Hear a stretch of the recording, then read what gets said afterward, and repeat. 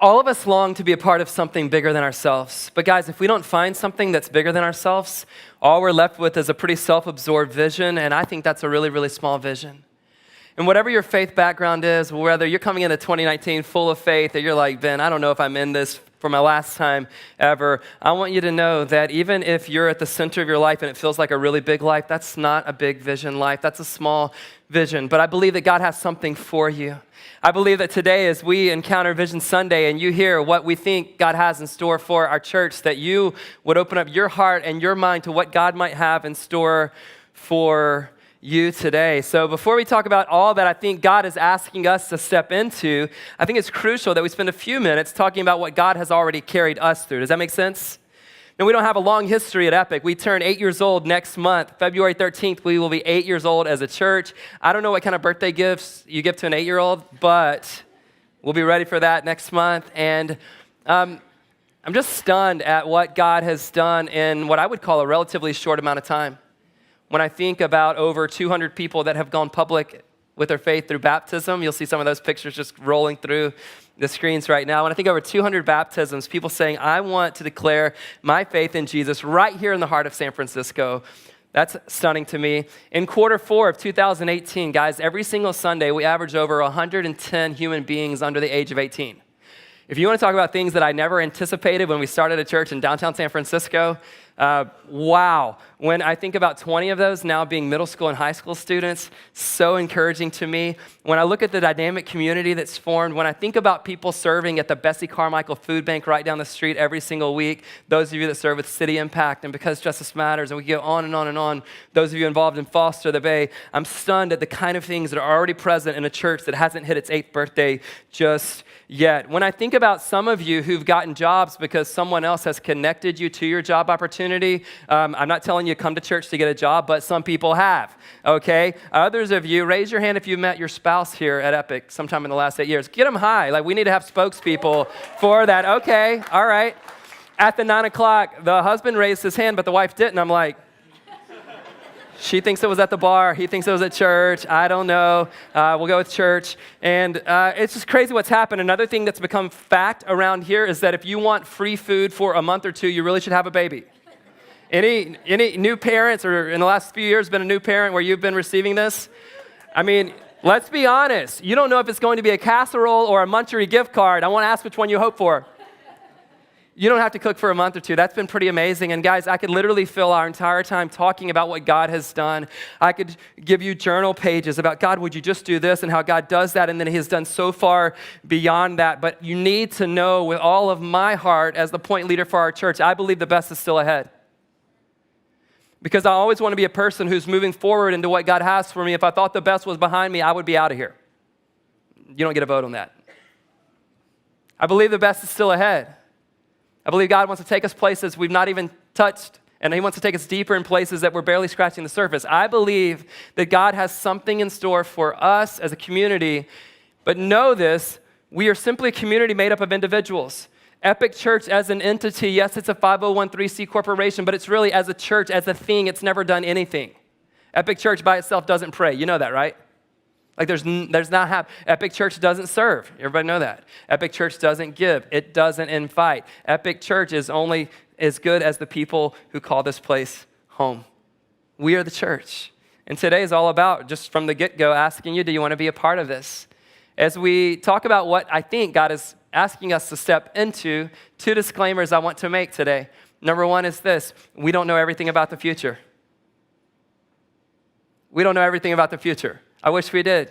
There are going to be things at the end of this year you're like, Ben, you didn't tell us. I'm going to be like, I didn't know. I just didn't know. Number 2 disclaimer, we do not have a new vision. The vision that has been, that is today, it is going to be moving forward, God willing. Here's the vision, in case you forgot it, in case this is your first day, in case you've slept since then. The vision of Epic Church is to see an increasing number of people in San Francisco orient their entire lives around Jesus. We believe that's what God created people to know and to do. And if that's something that's already happened for you, we believe he wants you to be a part. He wants me and us to be a part of helping introduce people to Jesus and what it looks like to center more and more of their lives around him. That's what he's after. So you're like, Ben, what's the point? You don't know the future and we don't have a new vision. Can we just go home now? What I want to talk about is this year's iteration of the vision that God has given us. What I want to talk about is this year, how are you going to embody the values that God has given us? And by the way, today's really about making sure you and I understand not only is there a collective vision God has for us, but there's a part that each of us get to play in that vision, which makes it an individual vision and a collective vision, a communal vision that God has for us. And I want to talk about a lot of things today. I won't talk about all the things I want to talk about today, but I want to make sure that we root Vision Sunday in a text of Scripture that I think gives us both the vision and the strategy for what God might have for us this year. So if you have a Bible on you, you have an app, you have the Epic app, whatever you have, Hebrews chapter 12, verses 1 through 3, and I want to ask you to stand with me as I read the text. We're going to come back through this text, throughout our time. Hebrews 11 is known, if you don't know, it's known as the great chapter on faith. It's filled with stories of men and women who were willing to believe God in spite of their circumstances to press into what he had for them in the future. Many of them went for it, some of it costing them their lives. Others were able to set up and to give themselves to something for the sake of future generations. So you'll read about Noah in there, and you'll read about Abraham, and you'll read about Moses, and on and on and on and on. And then when you get to chapter 12, he's like, hey, we're a part of that legacy. Guys, know that your legacy, what God has for you, the vision for life, it doesn't start the day you were born and end the day that you die. We are part of something here, right? And we get to serve our generation. It says about King David that he served his generation. And there's a reason that God has you here and has us here together. So Hebrews 12, after it gets out of 11, he starts with this. Therefore, since we are surrounded by such a great cloud of witnesses, let us throw off everything that hinders and the sin that so easily entangles, and let us run with perseverance the race marked out for us, not someone else's race, the race marked out for us, fixing our eyes on Jesus, the pioneer and perfecter of faith. For the joy set before him, he endured the cross, scorning its shame, and sat down at the right hand of God. Consider him who endured such opposition from sinners. Why should we? So that you will not grow weary and lose heart. So that you will not grow weary and lose heart. I know everybody's doing awesome January 13th. But church, how will we become April? And then that summer month. You're like, Ben, we don't get summer here, but you know what I mean. And in October, I believe that God has a vision for us to step into. And I'm going to do the best I can and ask him to do the best he can with urging you towards that. Would you have a seat as we get into this today? So much in this text, the reminder that we're part of a legacy of faith, the reminder that we're carrying on something that began long ago. The vision is there, right? The vision is what are we looking to? Who are we looking to? The vision is fix your eyes on Jesus. The strategy, if you're going to fix your eyes on Jesus, you've got to get rid of everything that hinders and the sin that so easily entangles. And there are two pieces in this text about perseverance, because anyone can get riled up in a moment on a Sunday, but it takes perseverance. That word literally means staying power to sustain us for the year. Guys, one of the reasons that we've seen God do what he's done in our community the last 8 years is because we refused to give up when it was easy to give up. One of the reasons is that if you just keep showing up, this is true in your personal life and your spiritual growth, and you're like, oh, I don't feel like God's close to me. You just keep showing up. And I'm convinced when we keep showing up, asking God to do what only he can do, breakthrough always comes. So where do you just need to show up? Where do I just need to show up in my life? Here's what's true. To step into what God has for us this year, you'll see it on the screen. To step into what God has for us this year, we're going to have to step away from what he does not have for us. Now, you're like, Ben, that's an elementary understanding. It is, but most of us aren't living it out. If you're going to step forward into what God has for you, you've got to step away from whatever he does not have for you. And as you hear vision today, I think two things are going to happen simultaneously. And it's really going to matter which one you lean into. On the one hand, you're going to say, that's exciting. You're going to say, wow, to be part of that, I'm so glad God brought me to San Francisco. On the other hand, you're going to go, but that would disrupt what I'm comfortable with. On the other hand, you're going to go, but that's really unfamiliar. I've never served in that way, or I've never been a part of that particular value that's being discussed. And I want to tell you that there's way too much that hangs in the balance for your life, our church, this city, and future generations that are going to come from you, that we've got to step into it, church. There's too much that hangs in the balance. And I know when it comes to vision, what I have on my whiteboard, and I haven't changed it for a while, on my whiteboard in my office, it just says this to myself: Ben, do not get distracted from the vision. I know there's a million things we could give ourselves to. I know there's all kinds of things happening at the office and in your family and with your health. I know that, and we've got to take care of those things, but let's not get off point from the vision that God has for our church and that he has for our lives. What do you have to step away from to be able to step into what God has for you? What do you have to be able to step away from to step into whatever it is that God has for you? There's a Vision Sunday card on your seat, and this is all in terms of Vision Sunday that we want you to give back to us. See, it's really important for us, it's imperative, I would say, for our team here at Epic to know who we can count on as we move throughout this year. No pressure if we can't count on you. We just don't want to think we can count on you and not be able to count on you.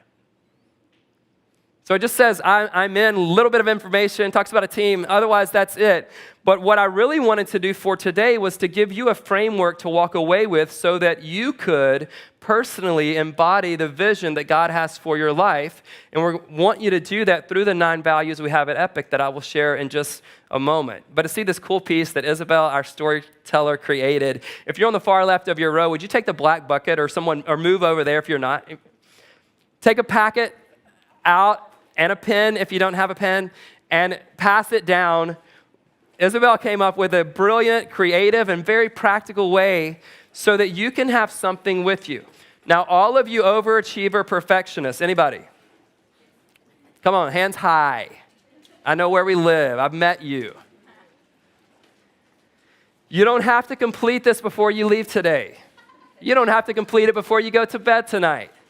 I think it would be great to start working on one of them, but what I love about this, Isabel is in the room, by the way, so if you give Isabel a hand, major props. I was like, let's give him something to walk away with, and she came back with this idea, and I think it's brilliant. And the rest of my talk is going to be framed through this, and these are 9 cards based on our 9 values that you'll be able to take with you.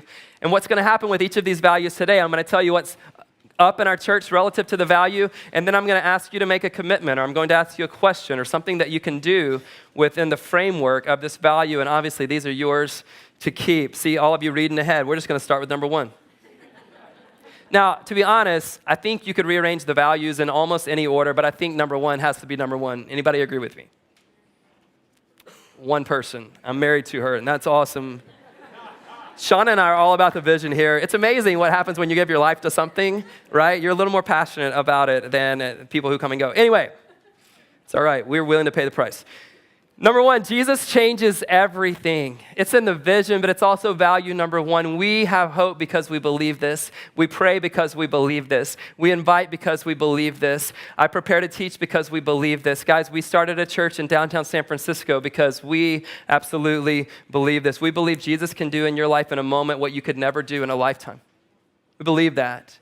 We don't only believe that for you, we want to believe that for our city. We want to believe that people can engage what God has for their lives. We believe that every one of us finds our true home in Jesus.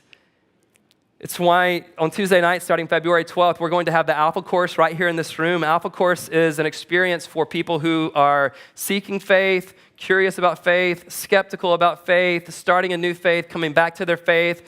It's out of London, and it's been fun to go and meet the people who lead that, but we're going to be doing a really robust version of it here at Epic. My wife Shauna and I will be a part of that. Wilbur and Anna Moy, Joanna Sturgis, Dan Hall.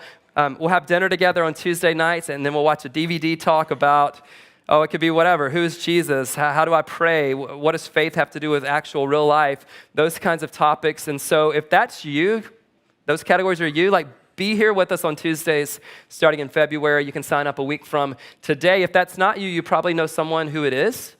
And then for all of us, if you have faith in Jesus, I've given you 3 lines that you just write down people that you're going to pray for, invest in, and invite throughout this year. Can you imagine having this next to your bed or in your car, somewhere on your desk at work, where you're just reminded that Jesus can, and I love that it's two-sided. I love that you're reminded that Jesus can do all things and he changes everything, and you're pouring out your heart for that guy or girl or several people in your life, and you're also investing in them and you're inviting them. If you're not a person of faith, maybe on yours, you're like, I don't want to pray to a God I don't yet believe in. Totally cool. Maybe for your 3 lines, you would just write the commitment you would make this year for your own spiritual journey. I'll show up here on Sundays. I'll do that alpha thing, whatever in the world that is that he was just talking about. But guys, can you imagine? Take 5 seconds, just close your eyes for a moment. Just think of one person that might make your list, even if you're not making a list yet. And as you close your eyes, just think about this vision, because remember, a vision's a picture of a preferred future. Imagine that guy or girl coming to faith in Jesus and you being there to hand them a towel when they come up out of the water.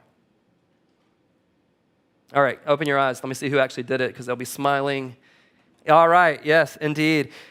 Just imagine that. Here's how movements work. There's a leader in our church, and she asked a coworker to come to Epic with her, and that coworker starts showing up, and she introduces me to the coworker, and the coworker says, yeah, now this is my church. I'm excited. And then a couple months later, that coworker brings another coworker, introduces that coworker to me, and the one who's the Johnny-come-lately coworker says to me, this used to be her church, now this is my church. Guys, that's the way movements happen. When it does, it's not just a one and done. It starts here and then it moves to the next generation, the next generation, the next generation. Imagine what God might do among us as we begin to pray for our friends, our neighbors, our coworkers, our family members, and we begin to invest in their lives, and we make that invitation to a Sunday or to the Alpha group or to your small group or just to brunch, and let them know that you care about them and that Jesus has made a difference in your life and you'd love to tell them your story. Let's not overcomplicate what Jesus wants to be simple. Let's not overcomplicate what Jesus wants to be simple. Value number 2 is together is better. Together is better for everyone. No matter if you're an introvert or extrovert, no matter how long you've been on the spiritual journey or you've just begun one, no matter what your age is, together is better for all of us. And what we're trying to do in this season at Epic, as our church continues to grow, we're trying to make sure that we have things in place where people can be connected. This is really the genius behind our Epic groups. We now know that our church has grown to the point where you can't be connected to everyone, but we're doing what we can to make sure you're connected to someone, to some ones, I would even say. And guys, if we're going to help people get connected, then there have to be more than 5 or 10 or even 50 or 100 of us who are playing our part. Those of you that call Epic home, here's my challenge for you this year. When it comes to Together is Better, I want you to treat this place like you treat your home. Oh, not all of you. But what I mean by that is whenever you have guests over to your house, do you show up before they are there or after they're there? Yeah, the same works here. The same works here. Those of you who've been coming to Epic a while, you think the 9 o'clock service starts at 9:17 and the 10:30 starts at 10:52.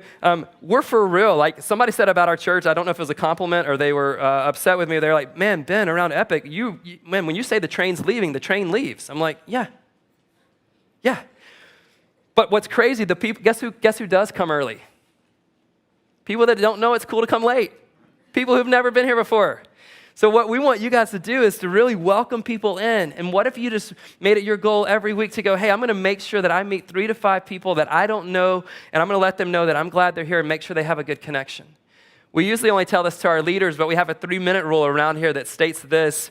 After any gathering is over, let's not talk to anyone we know for the first 3 minutes. Super simple, but incredibly important. The reason why is this: the people you know are still around because they're connected. The people who have never been connected, they're out the door in 3 minutes. And it won't matter how great the music was or the teaching was or their 4th graders' kids class was. They will be out the door because they're like, wow, if a church can't be friendly, I probably don't need to be there.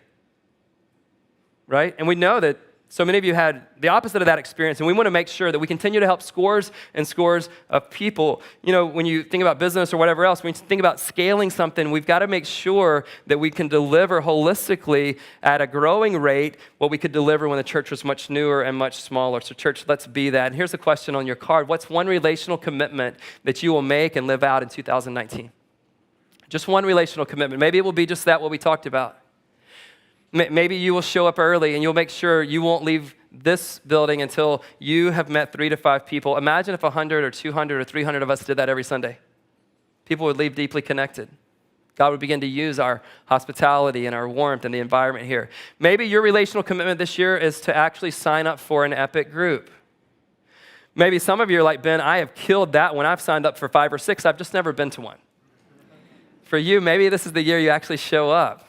Like you're all over our rosters, but we'd love to see your face. Maybe for you, there's reconciliation that you need to pursue with someone that you're at odds with. Listen, anytime we get into the relational realm, we know it takes 2 to tango. But the scriptures teach us, as far as it depends on us, live at peace with everyone. Do you need to make peace before this week's over? Do you need to make a phone call before today is over? I mean, the thing that we don't want to do is live unreconciled. We believe that Jesus has reconciled us to God, and 2 Corinthians 5 says that he gives us the ministry of reconciliation. Do you need to do that? And some of you, just being straight with you guys, some of you just need to ask her to marry you. I mean, you guys have dated 7 years. Like, if you don't know now.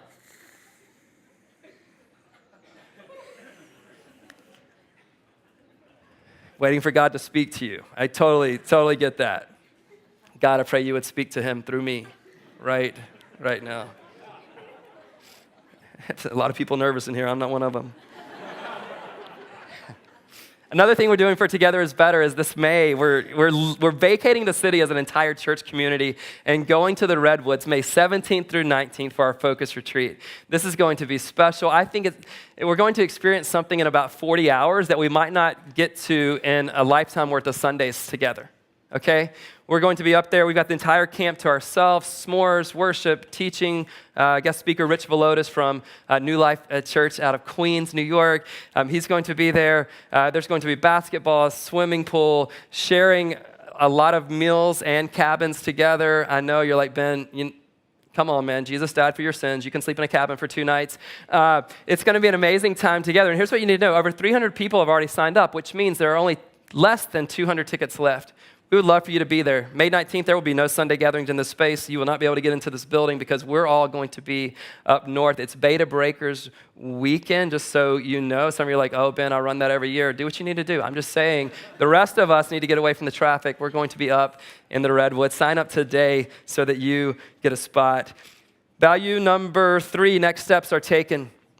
Next steps are taken. In the Hebrews passage I gave you earlier, it says this, that we fix our eyes on Jesus. He's got a race marked out for us, but in order to take the step on the race that he's marked out for us, we have to be willing to leave some other things behind. Do you see that in the text? He says 2 things need to happen. Number 1 is we need to lay aside everything that hinders. Right? We need to throw off, rather, everything that hinders. Guys, whatever it is that's holding you back from God's best for your life, get rid of it. Whatever it is that's keeping you from stepping into what God has for you, step away from it. There's too much at stake in your life and in the world for you to hang on to something that's keeping you from the race he's marked out for you. And then he says there's this sin that entangles us. All of us at some point in our life, some of you, even in this season of your life, you know what it's like to be entangled. Like, you don't need me to explain what does that mean. You know what it's like to feel like you're being suffocated by a choice you made early on, maybe 2 years ago, a year ago, whatever, and it's become habitual, and it's holding you back from the life that God has for you. You're not in it alone, but if you don't step away from it with help, with counseling, with people in this community who want to support you, you're not going to ever get in on what God has for you. How many people have missed out on God's best for them because they thought they had something that they thought was best for them? There's so much more ahead. And so the question on the back of this card is this. 2 questions. You've got to pair them together, I think. What is God asking you to step into throughout 2019? What's your next step? What do you need to let go of to be able to step into it? What is God asking you to step into? And what do you I know it's familiar. I know it's comfortable. I know somehow it even satisfies you for a moment. Whatever it is, but what are you going to step into and be willing to step away from? If baptism's the step for you this year, you probably have to step away from fear. If coming to faith in Jesus is the step for you this year, you probably have to step away from being in control of your own life. By the way, you don't have control of your own life. If generosity is a step for you this year, you're going to have to step away from a scarcity mindset. How in the world is it possible that we're trusting God with our eternity, but we're not trusting him with the 60 or 70 or 80 years we have on earth? As God's got so much for you. He's not short on vision. He just wonders if we're going to be short on faith and obedience. What are you being called to step into and step away from? Value number 4, leaders are developed Leaders are developed. God continues when he wants to get something done in the world. He continues to tap the shoulder of a woman or a man or a teenager or a child or a church community meeting in a basement of San Francisco. And I'm just stunned that God wants to use me and he wants to use you. Anybody besides me have all kinds of reasons why God can't use you? Oh, others of you guys are really cocky. Like, no, Ben, I'm kind of God's gift to the world.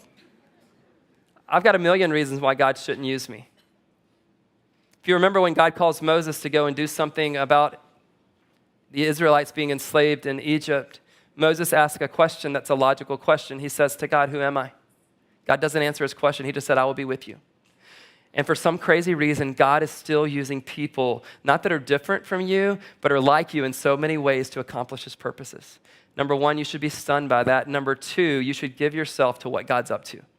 God is always blessing when we give ourselves to what he's up to in our world. And so you need to ask yourself, how are you developing yourself? And with that in mind, I want to give you a concept I came up with in the summer of 2017. We talked about the wisdom table. The message for this is July 2nd, 2017.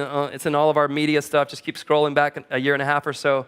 But the idea of the wisdom table is this, is that you and I do not get to choose a lot of the tables. If you think about your life occurring across tables, we don't get to choose all of them. Would you agree? Right? Unless you're the boss or you work by yourself, you don't get to choose everyone who sits at your work table. If you did get to choose, would you make some differences? No, your work table is awesome. Whoever sits at your, you don't get to choose who sits at your neighborhood table, do you? I mean, I guess you could buy all of the homes around you and then you would have a choice, but anybody wish that they had other people sitting at their neighborhood table? And you don't even get to choose who sits at your family table, do you? No matter, anybody recognize that they spent way too long with family over the holidays? No, this is seriously, this is just, it's going to make the message go long, but I needed to give you just a little bit of advice. Speaking of, I'm going to be at your wisdom table right now.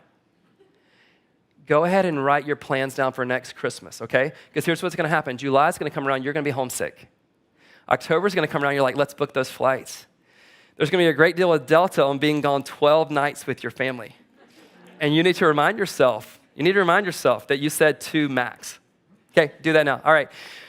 When it comes to your wisdom table, guys, I want to say this to you, and I don't do this for effect. I really believe that this is true. Show me who is sitting at your wisdom table, and I will show you your future. Show me who gets a seat at your wisdom table, and I promise you I will show you your future. Proverbs 13:20 says, walk with the wise and become what? Wise. Surprise! For a companion of fools suffers harm. You're like, but Ben, isn't my relationship table the most important in my life? Your relationships will be dictated by who sits at your wisdom table. Ben, what about my vocation table? Your vocation table will be dictated. Ben, isn't my spiritual growth table, my life with God, isn't that the most important table in my life? No, it's not, because whoever sits at your wisdom table is going to influence your spiritual growth or the lack thereof. One of the things that's so disheartening to me is when I observe your lives, or even the lives of people that aren't in our church that I know, and I see who they've surrounded themselves with at their wisdom table, and I'm like, oh no.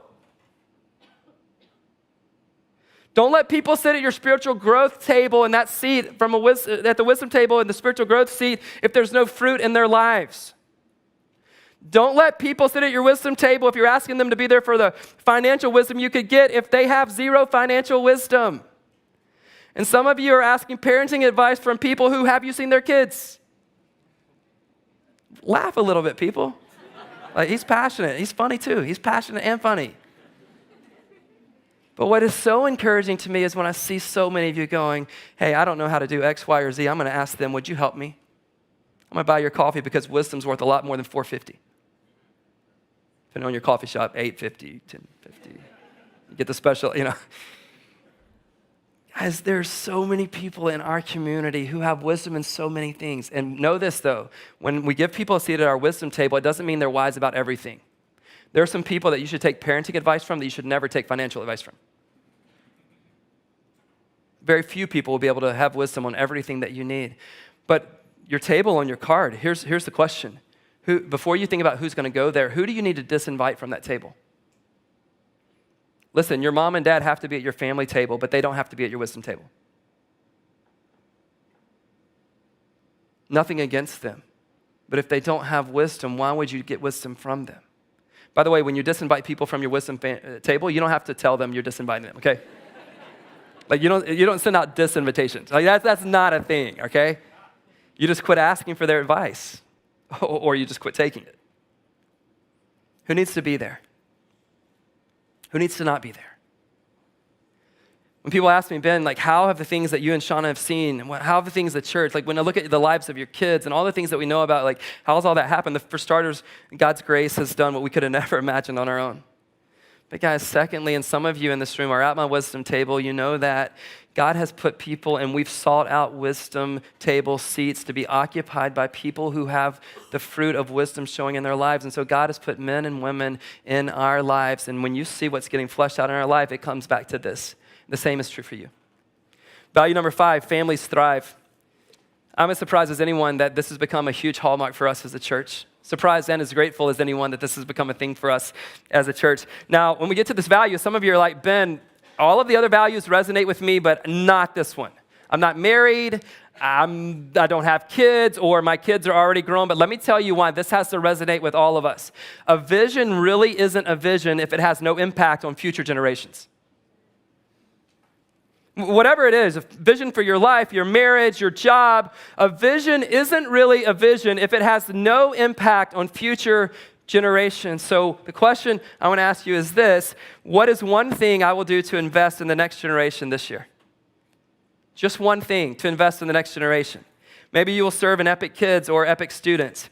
Maybe you will serve with one of our partners who's investing in the next generation, like Bessie Carmichael School or Because Justice Matters. Maybe you will do childcare for a small group because you're going to allow moms and dads to be able to pay attention to what's happening in that community that's forming. Maybe you choose to mentor a middle school student. That might be the highest calling in the room, to mentor a middle school student. Maybe you will allow a high school student to come shadow you at work one day because they are passionate and curious about the thing that you get to do every single day. How are you going to invest in the next generation?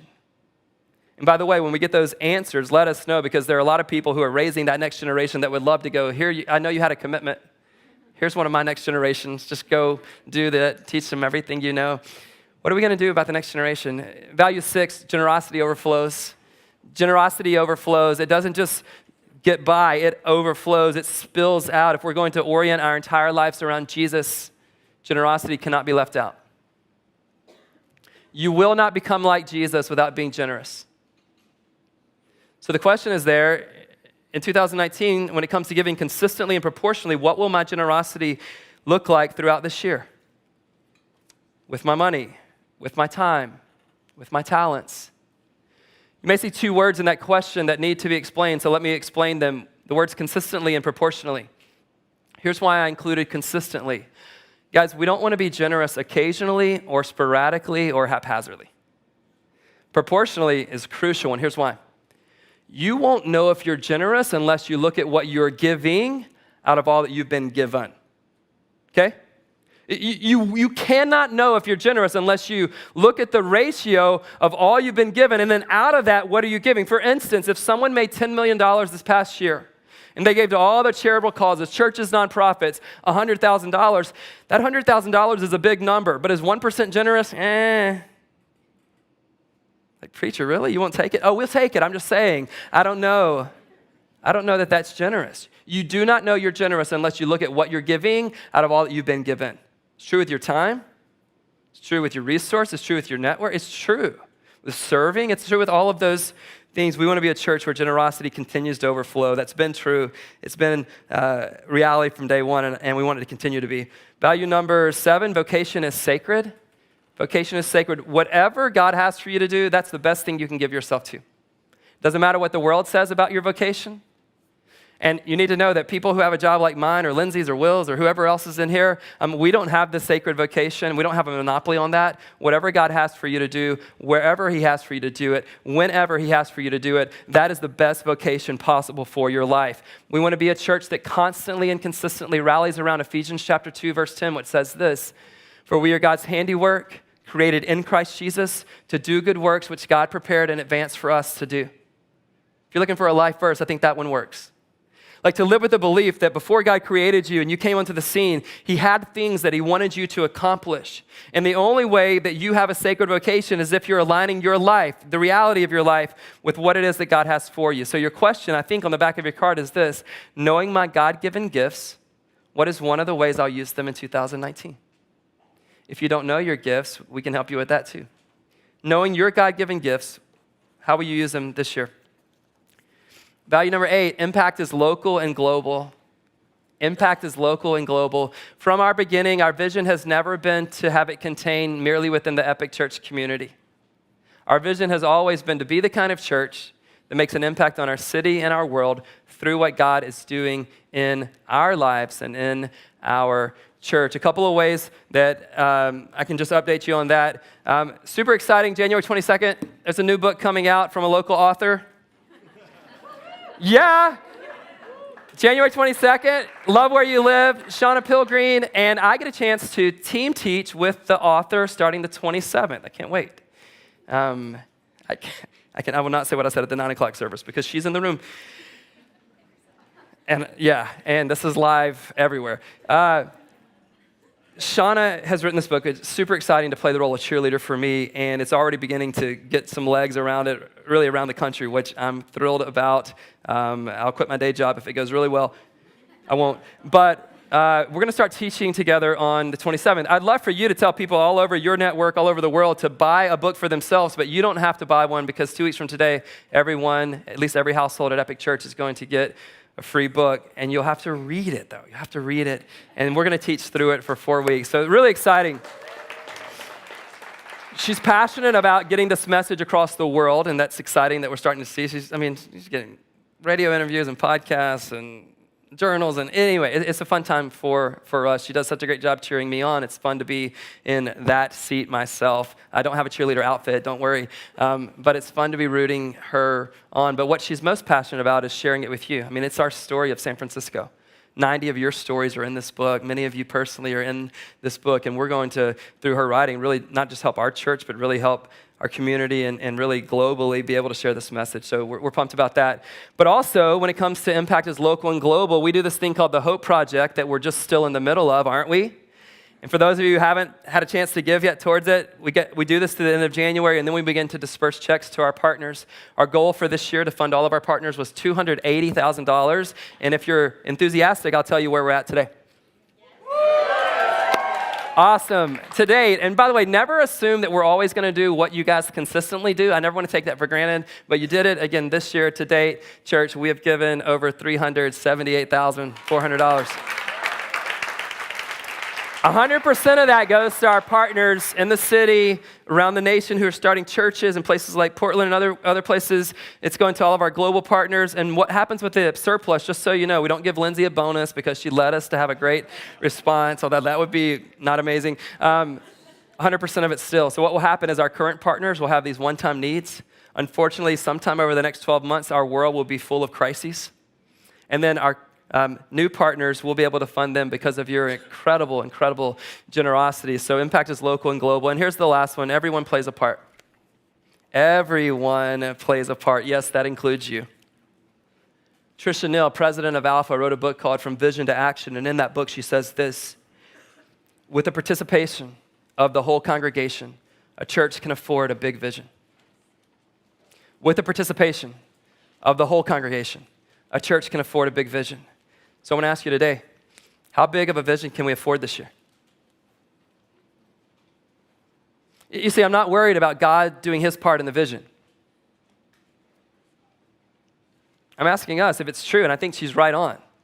With the participation of the whole congregation, a church can afford a big vision. How big of a vision can we afford this year, Epic Church? You see, when we see the results of something, we get excited about that, but oftentimes we don't think about how those parts get played to make a result happen. So the Hope Project, most of you aren't thinking about the graphic designer who designed it, how Lindsay had to go and travel to these places and other people. You're not thinking about us being in touch. You're not thinking about us casting vision. You're not thinking about the hundreds and hundreds of people who gave to that. You're just thinking of the result, and that's okay. But let me let you know how Epic happens all the time. This is 24/7 how church gets done.